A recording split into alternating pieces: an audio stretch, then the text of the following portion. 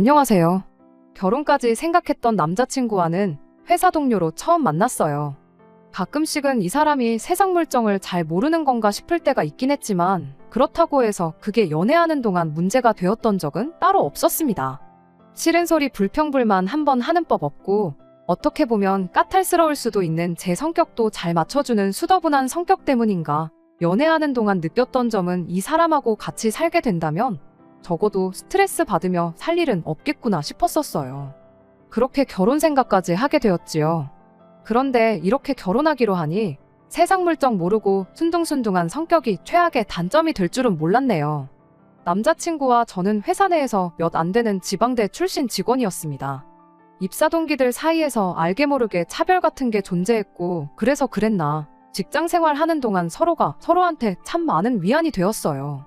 그렇게 업무 외적으로 주고받던 연락이 인연으로 발전해 연애를 시작하게 되었습니다.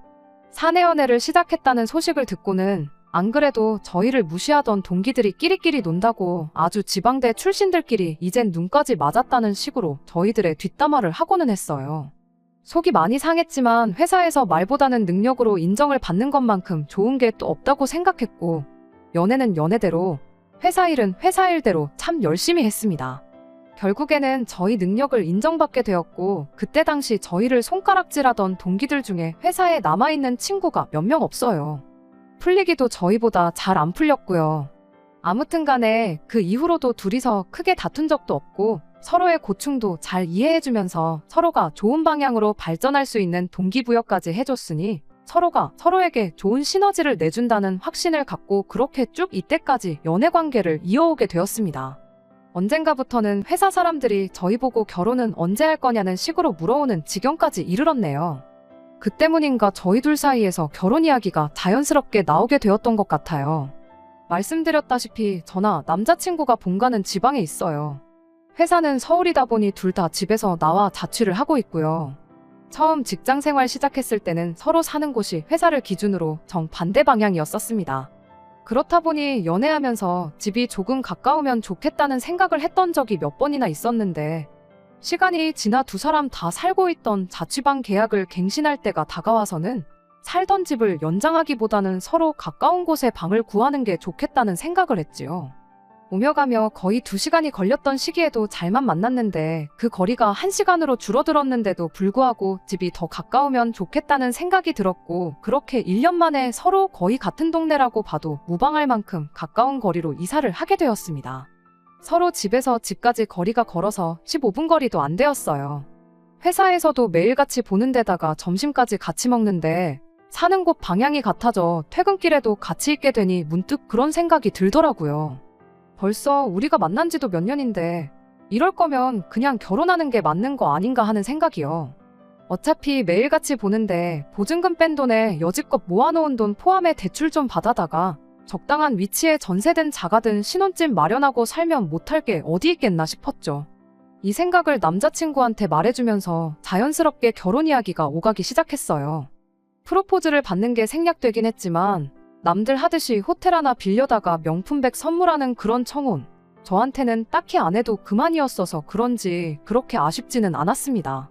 아무튼 연애를 길게 하긴 했지만 결혼은 또 다른 이야기잖아요.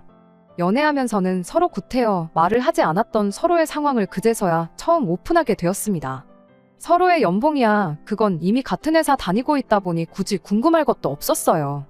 같은 해에 입사했고 자취하던 집도 저랑 똑같이 월세였는데 남자친구가 모아놓은 돈이 저에 비해서 너무 적었습니다. 데이트할 때도 데이트 비용은 칼같이 절반씩 냈어요. 이따금씩 남자친구가 선물 같은 거 해주는 거 보면 저보다는 손이 조금 크구나 싶긴 했는데 그렇다고 해서 모아놓은 돈이 몇 천만 원이나 차이 날 만큼 큰 선물을 받았던 건 절대 아니거든요. 그렇다고 해서 또 남자친구가 돈을 어디 흥청망청 쓰는 사람도 아니었어요. 소비하는 거 보면 꽤나 알뜰살뜰하고 사소한 거 하나 살 때도 꼭 인터넷에 가격 비교 먼저 해보는 사람이었거든요. 집도 가까이 살기로 한 거 욕심내서 아예 같은 빌딩에 구해도 되는 거였는데 15분 거리나 되는 동네에다 구했던 데에도 이유가 있어요. 다른 게 아니라 잠만 자면 되는데 월세로 나가는 돈 아깝다고 해서 굳이 역에서도 한참 들어가야 하는 동네에 방을 구했던 겁니다. 그만큼 꼼꼼히 따지고 아낄 수 있는 부분은 확실하게 아끼는 사람이기까지 했는데, 그런데 막상 까보니 매일같이 집에 가서 혼자 소고기를 구워 먹었다고 해도 설명이 되지 않을 만큼 터무니없이 적은 돈이었습니다. 집이 가까워지고부터는 항상 저를 집 앞까지 바래다 주었던 사람이다 보니 퇴근길에 어디 허튼 데 가서 돈 쓰고 그럴 리도 없었죠. 취미생활 또한 집에서 컴퓨터로 게임하는 정도밖에 없는데 이래저래 사날르는 건 있지만 그 또한 한 달에 많이 써봐야 10만 원 내외였습니다. 어느덧 저희가 회사에 몸담은 지도 5년이 넘어가는데 모아놓은 돈이 1년치 연봉보다 적은 걸 보고 적잖이 놀랐죠. 처음에는 제 성격을 알고도 제 반응 보려고 일부러 짓궂은 장난을 치는 건가 하는 생각이 들 만큼 터무니없는 금액이었거든요. 그런데 남자친구 반응이 오히려 더 기가 막혔습니다. 저는 있는 대로 당황스럽고 날카로운 상황이었는데 남자친구는 해명은커녕 뭐 문제라도 있냐며 제 눈치만 살피더군요. 수수께끼 내는 것도 아니고 길게 나눌 이야기도 아니겠거니 싶어서 그냥 단도직입적으로 이유는 알려달라고 했어요. 적어도 연애 초반에 서로 먼 거리에 살 적에는 퇴근하면 뭐 하는지 몰랐으니 그렇다 쳐도 3년 전부터 서로 집이 가까워지면서 거의 매일을 같이 함께 시간을 보내지 않았냐고. 그런데 나 몰래 뒤에서 뭘 하고 다녔길래 이렇게 모아놓은 돈이 하나도 없을 수가 있냐 물었더니 남자친구는 제 질문에 아무 대답도 못하고 그냥 쩔쩔매고 있었습니다. 긴 시간을 함께해온 만큼 남자친구의 저런 반응을 보니 무언가 말하기 껄끄러운 사연이 있구나 싶은 안 좋은 예감이 들기 시작했어요. 보통 안 좋은 예감은 틀리는 법이 없잖아요? 그냥은 넘어갈 수 없는 일이다 보니 남자친구를 닥달해 무슨 일인가 자초지종을 계속해서 물어봤습니다. 계속된 저희 질문 공세에 결국 남자친구가 모든 걸 다 말해줬어요. 그간 남자친구가 취직한 이래로 부모님과 떨어져 지내면서 자기 월급으로 부모님 아파트 대출금을 일부 갚아주고 있었다더라고요. 그것도 모자라 생활비까지 어느 정도 되고 있었대요. 이미 거기서 월급의 절반 이상을 까고 시작했으니 혼자 지내는 생활비에 저랑 데이트하는 비용까지 이것저것 다 계산해보면 쥐뿔도 남는 게 없었던 거고요. 오히려 용케 그만큼이나마 모아놓은 게 대단하다 싶을 정도였어요. 남자친구가 아래로 동생이 2명이 더 있는데 걔들도 똑같이 부모님한테 돈을 드리고 있는 거냐 물어봤더니 동생들은 벌이가 자기가 버는 것만 못해서 안 하고 있다는 이야기를 해주는데 정말 정신이 아찔해지더라고요. 아무리 세상 물정을 몰라도 그렇지. 자기 월급의 절반을 까고 시작하는데 동생들 버는 돈하고 비슷하니까 아무 문제 없지 않냐고 하는데 이 사람이 이렇게 답답한 사람인가 싶었습니다. 차라리 부모님께 그간 용돈을 얼마 드렸다고 하면 멀리 떨어져 사니까 그만큼 걱정돼서 그랬겠거니 이해라도 했겠는데 이건 뭐 생활비는 물론이고 아파트 대출까지 내주고 있다니 이건 효자를 떠나서 호구가 아닌가 싶었습니다. 아무리 맏형이라도 그렇지 부모님 봉양을 혼자 도맡아 하는 거나 마찬가지인데 그걸 나 몰라라 하고 있는 동생들도 얌체 같았고요. 하지만 무엇보다 이 쉬운 상황을 당연한 것처럼 받아들이고 있는 남자친구가 너무나도 답답했습니다. 남의 집 기둥 뽑아 결혼하는 거 아니라는데 이제 막 결혼 이야기 오가기 시작한 내 남자친구가 바로 그 남의 집 기둥이었다니 정말 억장이 무너지는 듯 했습니다. 그래도 남자친구한테 현실을 인지시켜주고 설득하면 해결될 수도 있겠다 생각했어요. 이제 결혼하면 부모님께 돈 드리는 건 그만해야 한다고요. 계속 드리고 싶다면 그래도 좋으나 그렇게 되면 나랑 결혼은 못하는 걸로 생각하라고 했죠. 어차피 맞벌이에 저희 벌이가 나쁜 편은 아니니 당장 돈 얼마 부족한 건 사람 착한 거 하나 보고 참으면 되겠다 싶었습니다. 어차피 대출 받는 건 마찬가지인데 자가가 아니라 전세로 구해서 일단 종잣돈부터 마련하면 된다는 계산이었어요. 남자친구도 그제서야 자기가 처한 상황을 알고는 있는지 제 말에 대답 대신 고개를 끄덕이더라고요. 그래도 용돈 정도는 드려도 되지 않냐고 물어보길래 한 달에 한 20, 30 정도 드리는 건 오케이지만 그 이상은 안 된다고 단호하게 딱 잘라 말해줬습니다. 남자친구는 기꺼이 그렇게 하겠다고 대답을 해줬고요. 끝까지 우기면 어쩌지 걱정이었는데 그래도 이렇게 제 뜻에 순순히 따라주는 거 보니 한편으로는 안심이 되었어요. 그 후 일단 남자친구를 저희 부모님께 먼저 소개를 시켰습니다. 실제로 인사드린 적은 없지만 연애하면서 제가 저희 부모님께 몇 번 이야기를 했었고 사람 자체는 정말 순하고 성실한 사람이기에 저희 부모님께서도 남자친구를 마음에 들어 하셨어요. 저희 집에서 결혼 허락을 받았으니 이제 제가 남자친구 부모님께 인사드리러 갈 차례였습니다. 그런데 남자친구가 이런 이유, 저런 이유를 대면서 인사시키는 나를 미루려고 하더라고요. 쇳불도 당김에 빼랬다고 그걸 미뤄서 뭐 하겠냐고 남자친구를 닥달해 억지로 자리를 만들었습니다. 남자친구가 자꾸 소개를 미루는 걸로 보아 저는 혹시 남자친구 부모님이 저를 마음에 안 들어 하시나 하는 생각이 들었어요. 그도 그럴 게 결국 아들이 집에 해주던 지원을 제가 끊어버린 거나 마찬가지였잖아요. 그런데 인사드리러 처음 만난 자리에서 저를 엄청 반겨주시고 잘해주셨어요. 아들한테 말로만 들었다면서 정말 꼭 보고 싶었다고 하시면서 말입니다. 분위기는 더할 나위 없이 좋았는데 유독 남자친구만 좌불안석 안절부절하고 있었습니다. 긴장은 해도 내가 해야 하는 거 아닌가 싶었는데 알고 보니 긴장해서 그랬던 게 아니더라고요. 이야기를 나누다가 어쩌다 보니 생활비에 대한 이야기가 나왔습니다. 벼랑간 남자친구 부모님이 우리 아들이 집에 해주는 돈이 많아 평생 장가 보내기는 글렀다고 생각했는데 우리 아들 데려가줘서 고맙다며 저 같은 며느리를 보는 운 좋은 시부모는 당신들밖에 없을 거라고 하시는 거예요. 남자친구와 이야기했던 것과는 전혀 다른 이야기를 하는 걸 보아하니 그때 딱 깨달았습니다. 남자친구가 저를 집에 인사시키는 걸 미루려고 했던 그 진짜 이유를 말이지요. 부모님이 실망할까봐 그랬던 건지 아예 집에다가는 말조차 꺼내지 않았던 거예요. 상황 파악이 끝나자마자 남자친구한테 맡겨선 평생 가도 말을 안 하겠다 싶어서 제가 대신 입을 열었습니다. 아드님, 그러니까 남자친구가 아직 말을 안 한 것 같은데 결혼 후에는 저희도 신혼집을 구하면서 대출금이 생기고 경제적으로 빠듯해지지 않겠냐고. 그러니 앞으로는 대출금 내드리던 것부터 생활비 보태던 건 못 드리게 될 것 같다고요. 그 말이 끝나기가 무섭게 남자친구 어머니의 표정이 싹 바뀌더라고요. 그거에 대해선 들은 바가 없다며 방금 전까지는 저 같은 며느리를 보게 된 당신들이 운이 좋다고 하던 사람들이 이제는 당신 아들이 뼈 빠지게 벌어서 부모한테 효도하는 것도 못하게 하는 부모 자식 사이 갈라놓는 협잡군 취급을 하더라고요. 지금 저희 두 사람 벌이에 대출 갚고 생활비 내고 하면 못할 것도 없겠지만 그렇게 되면 저금을 하나도 할 수 없다고. 당장 내일 무슨 일이 일어날지도 모르는 세상에 저금 하나 없이 살 수 없지 않냐. 입장 바꿔서 제가 당장 제 월급의 대부분을 저희 집에 보내고 있다면 이 결혼 허락하실 거냐 되물어봤죠. 결혼하면 공동재산이 되는 만큼 공평하고 합리적으로 돈 관리를 해야 하지 않겠냐고. 그런데 한 푼 두 푼도 아니고 벌이의 절반 이상을 부모님께 드리는 건 말도 안 된다고 생각한다고 제 생각을 솔직하게 말했습니다. 충분히 간결하게 말했다고 생각했는데 남자친구 어머니는 네가 무슨 권리로 우리 아들이 버는 돈을 관리를 하려고 드느냐고 따지더라고요. 방금 전까지 결혼 못할 것 같다던 아들 장가 간다고 좋아하시지 않으셨냐고. 그거 보면 어머님 아버님 때문에 아들이 결혼 못할 수도 있겠다고 예상하셨던 거 아니냐. 걱정스러워 하셨던 거 보면 돈도 돈이지만 아들 앞길 생각해 주시는 좋은 분들이신 것 같은데 대충 계산해봐도 남자친구가 취직한 이래로 어머님 아버님께 드린 돈이 1억은 훌쩍 넘을 것 같은데 그 정도면 충분히 할 만큼 한 거 아니겠냐고요. 그러니 이제는 아들 앞길만 생각해 주시고 저희가 아예 땡전 한 푼 안 드리겠다는 게 아니고 남들 하는 것 이상으로 챙겨드릴 테니 저희들 결정을 무조건 나쁘게만 받아들이지 않아주셨음 좋겠다고 했습니다.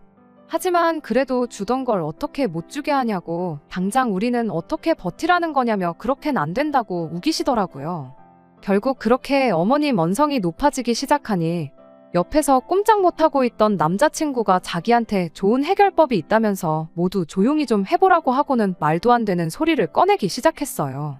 자기가 돈을 더 벌어오면 되는 거 아니겠냐며 퇴근하면 대리운전이나 배달 같은 거 하고 주말에는 물류창고 같은 데 가서 일을 더 하겠답니다. 그렇게 돈을 더 벌면 그 돈으로 대출금을 갚아드리면 되는 거 아니겠냐는 겁니다. 아직 내 집도 없는데 투자까지 뛰면서까지 자기 부모 대출금에 생활비를 내주겠다는 게 말이나 되는 일인가 싶었습니다. 그렇다고 형제가 셋인데 그거 다 갚아주고 물려받을 재산 있는 것도 아니고요. 그건 또 무슨 소리냐고 한마디 걸고 넘어졌더니 남자친구 어머니가 당신 아들이 알아서 더 벌어가지고 준다는데 그것도 못하게 하느냐고 저보고 마누라 될 사람이 그 정도 이해심도 없어서 어디다 쓰겠냐고 얼굴에 철판 깔고 나오더군요.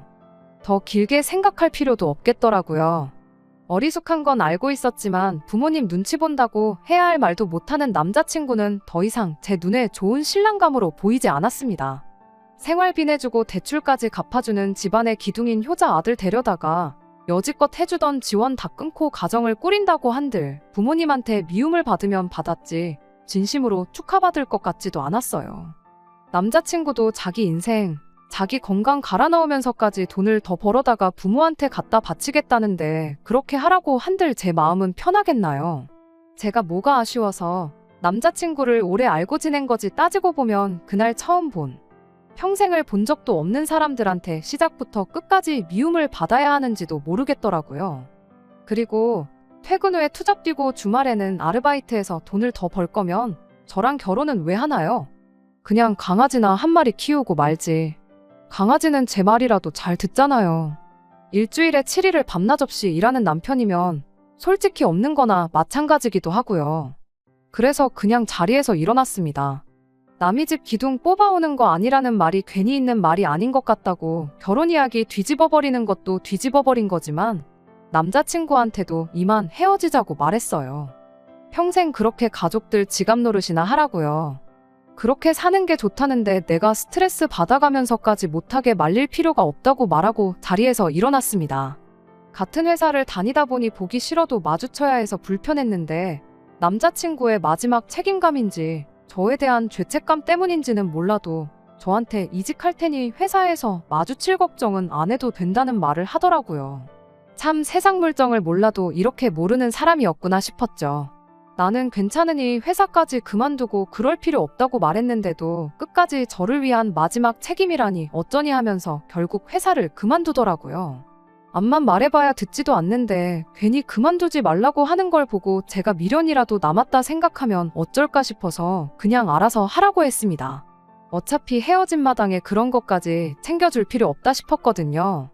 그런데 뭐 이직할 직장이라도 구해놓고 저러는 줄 알았는데 무슨 문제가 생긴 건지 바로 직장을 못 구했나 봐요. 헤어지고 4개월쯤 지나서 제가 사는 자취방 앞에 술에 잔뜩 취해서 찾아왔더라고요. 평소에 술은 입에도 안 대던 사람인데 뭔가 싶어서 이야기를 들어봤는데 직장을 못 구해서 수입이 없는 상황인데 부모님들은 멀쩡히 다니던 회사 그만둔 남자친구 잘못이라면서 그나마도 얼마 안 되는 저금이라고 모아놓은 돈을 내놓으라고 했다는 겁니다. 당장 자기는 수입이 없어서 걱정이 돼서 죽겠는데 남자친구 부모님은 그 몇 달을 못 기다려서 얼마 안 되는 자기 돈을 가져가려고 한다고요. 그리고 상황이 이렇게 되니 자기가 자기 인생에 얼마나 큰 부분을 놓아버린 건지 이제야 깨달았다고 하면서 저한테 사과를 하더라고요. 이제 정말 자기는 부모님 안 보고 살아도 되니까 자기를 다시 받아달라고요. 집에다 돈 가져다 바치는 것도 그만둘 것이고 2번 다시 호구 노릇 하지 않겠다고 머리를 바닥에 찌으면서까지 부탁을 하더라고요. 그렇게 오래 연애했고 그동안 정이 많이 들었는데도 안쓰럽지가 않았습니다. 결혼 이야기 오갈 때던 회사 그만둘 필요까지 없다고 제가 이야기했을 때 진작에 들었으면 이럴 일도 없었을 텐데요. 다 자기가 뿌린 씨앗인데 달게 받아야죠. 불쌍하다고 다시 받아줬다가 괜히 또 새 직장 구하자마자 가족들한테 돈 줘야겠다 그럴 수도 있는 노릇이고요. 그래서 안타깝지만 나는 너랑 다시 시작할 생각이 없다. 그리고 술 먹고 이렇게 찾아오는 것도 싫고 우리는 이미 끝난 거니까 2번 다시 찾아오지 말라고 했습니다.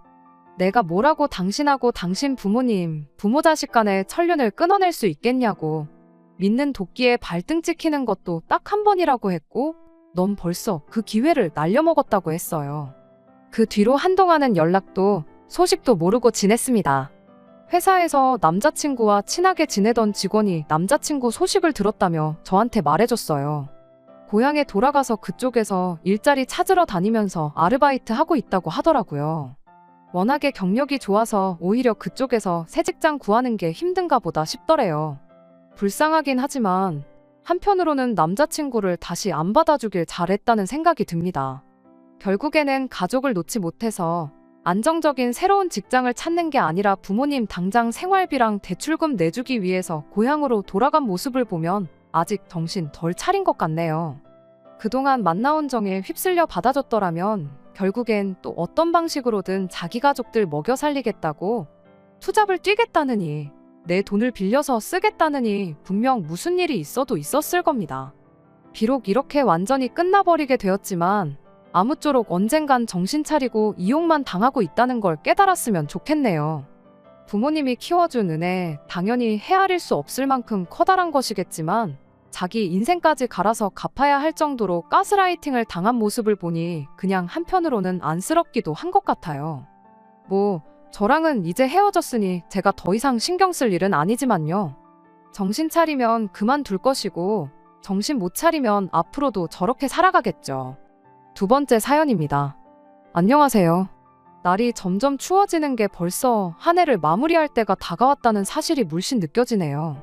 이제 해가 넘어가면 저도 30살이 돼요. 못해도 30 전에는 결혼을 하고 싶었는데 올해가 2달 남짓 남은 이 상황에 모든 걸 준비 마치고 결혼을 하는 건 불가능하다 싶습니다. 그리고 이 사람과 결혼을 하는 게 맞나 싶은 생각이 들기도 하고요.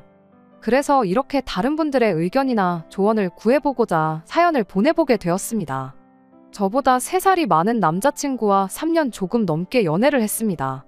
제가 연애 2년 차부터는 30 전에는 결혼을 하고 싶다는 말을 했다 보니 남자친구 또한 제가 결혼을 염두에 두고 연애를 하고 있었다는 사실을 알고 있었죠. 남자친구가 저보다 연상이다 보니 결혼 이야기에 부담을 갖거나 하지는 않았던 것 같아요. 그렇게 1년이 지나서 지지난달부터 처음으로 저희 두 사람 사이에서 결혼 이야기가 오가기 시작했습니다. 사실 남자친구에게 30 전에 결혼하고 싶다는 말을 먼저 꺼냈을 때 남자친구가 별다른 반응이 없어서 에라 모르겠다 하고 저희 집에 인사를 먼저 시켰던 적이 있었습니다. 이후로 집안 행사에도 불렀던 적이 몇 번 있었고요. 그때 집안일도 잘 도와드리고 무엇보다 저희 부모님께도 정말 잘했어요. 그 뒤로 저희 부모님께서도 은근 남자친구랑 잘 돼서 결혼하기를 바라시는 것 같더라고요.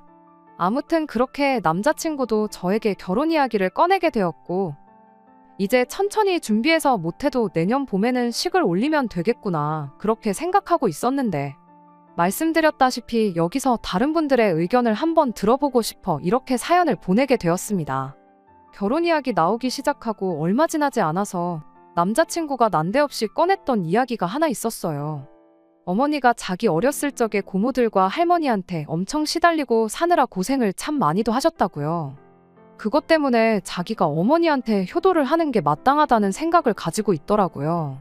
조금 의아했던 게 고모나 할머니 때문에 힘든 삶을 살아오셨으면 아들인 남자친구가 아니라 남편인 아버님이 어머님께 더 잘해야 하는 거 아닌가 싶었죠. 어머니한테 잘하는 게 나쁘다는 건 아닌데 계속 이야기를 듣다 보니 남자친구가 어머니를 생각하는 그 효심이 조금은 지나치지 않나 그런 생각이 들었습니다. 제가 볼 때는 남자친구가 어머니께 잘하고 싶다는 소리가 그저 이유에 불과하고 그냥 무조건 잘해드리고 싶어하는 것처럼 느껴지더라고요.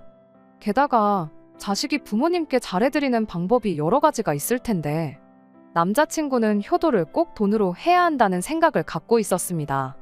남자친구가 안정적인 직장을 다니고 있고 월급 받는 것 또한 또래에 비해서 잘 받는 편이에요. 결혼을 하게 된다면 저도 맞벌이를 할 생각을 가지고 있으니 둘이 받는 월급 합치면 넉넉 잡아 700만 원 언저리쯤 될 텐데 그 정도면 양가 부모님께 용돈 조금 드리는 거야 문제도 아닌 벌이잖아요. 그런데 벼랑간 결혼하거든 자기 월급의 절반을 어머니한테 드려야겠다는 말을 꺼내왔으니 저로서는 고민도 많이 생기고 받아들이기가 힘든 상황입니다. 게다가 그 이유가 할머니랑 고모들 때문에 고생했다는 이유였으니 제 입장에서는 도저히 그냥 넘길 문제가 아니구나 싶었어요. 이제 막 결혼 이야기 오가기 시작했는데 굳이 시작부터 월급의 절반을 엄마 주겠다는 소리를 꼭 해야 하나 서운하기도 했죠. 만약에 어머님이 저희 결혼하고 나서 아이를 봐주신다거나 한다면 그때야 월급의 절반이 아니라 한 달에 200만 원도 드릴 수 있겠지만 아무 이유 없이 그냥 드리는 건 아닌 것 같다고 딱 잘라 말은 했는데 남자친구는 그건 나중 가서 이야기하자며 대답을 얼버무렸습니다. 그거야 남자친구가 말한 대로 결혼 후에 양가 부모님께 드릴 용돈이나 생활비에 대해서는 결혼 준비하면서 차근차근 이야기를 나누면 되겠거니 싶어서 그냥 넘어갔어요. 그런데 얼마 전에 남자친구 어머니께 인사를 드리고 오면서 진짜로 결혼은 현실이구나 싶고 여러 가지 생각이 드는 거예요. 남자친구 어머니가 다른 분들 사연에 나오는 것처럼 며느리 못 살게 굴고 그러는 시짜 시어머니는 아니고 좋은 분처럼 보였어요. 남자친구 말 맞다나 시집살이로 과거에 고생을 하셨다 보니 당신은 당신 며느리한테 똑같이 하지 않고 잘해주겠다 하는 생각을 가지고 계신 분이셨죠. 문제는 남자친구였어요. 밖에서 만났는데 식사할 때는 물론이고 식사 마치고 나서도 어머님 옆에 붙어서 떨어질 생각을 안 하더라고요. 식사 마치고 차 한잔 마시면서 이야기 좀 더 나눠보기로 했는데 근처에 호수공원이 있어서 소화도 시킬 겸 거기 한 바퀴를 돌았어요.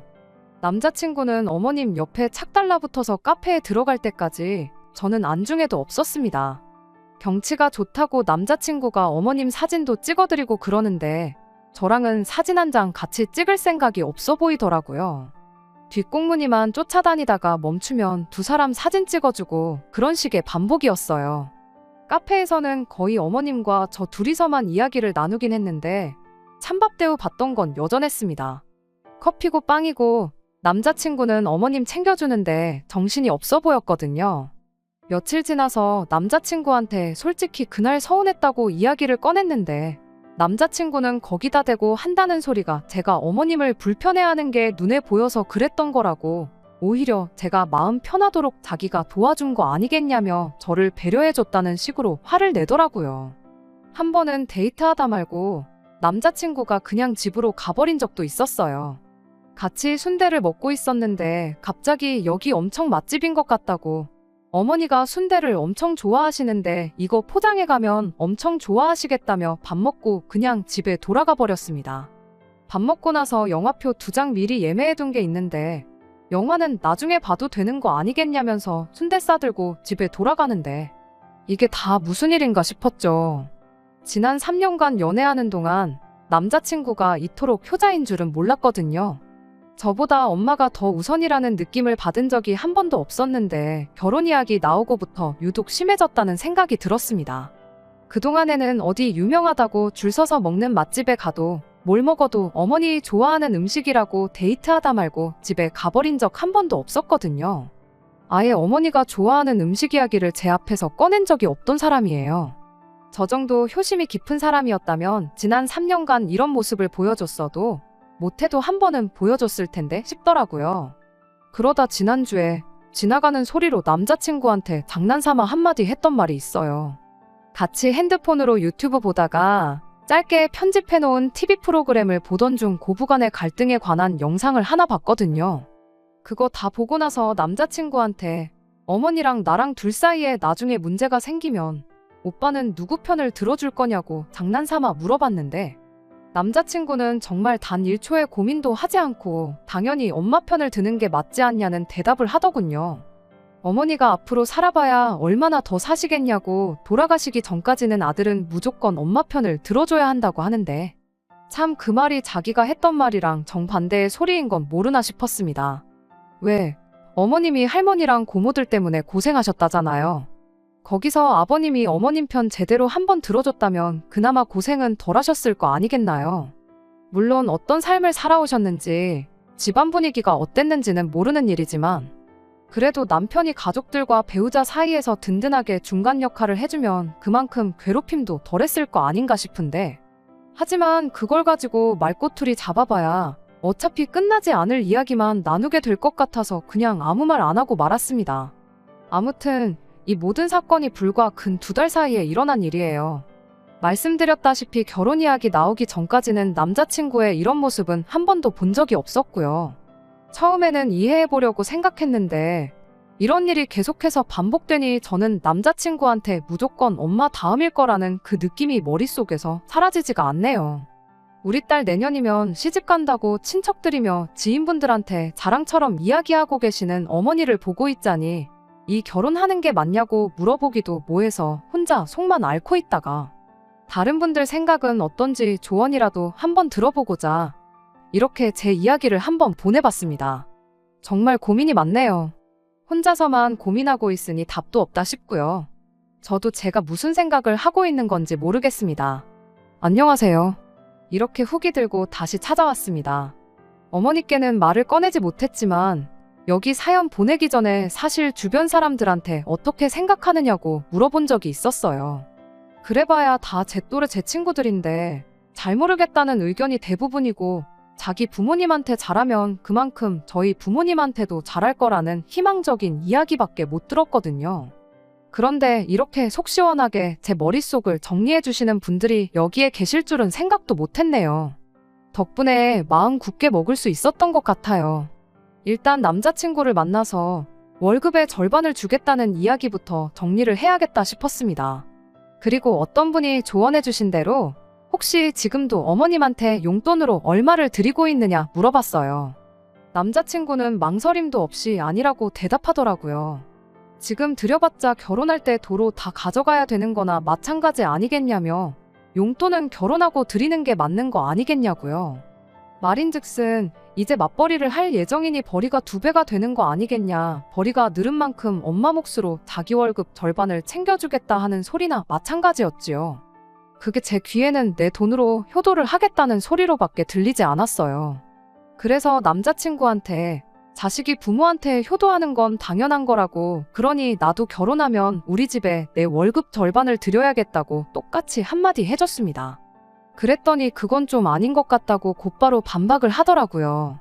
오빠는 되고 나는 왜 안 되냐 따졌더니 아들하고 며느리가 시어머니를 챙기는 게 이치에 맞는 거 아니겠냐고, 너네 집은 너가 챙기는 게 아니라 집안 남자인 제 동생이 챙기는 게 맞다는 소리를 하면서요.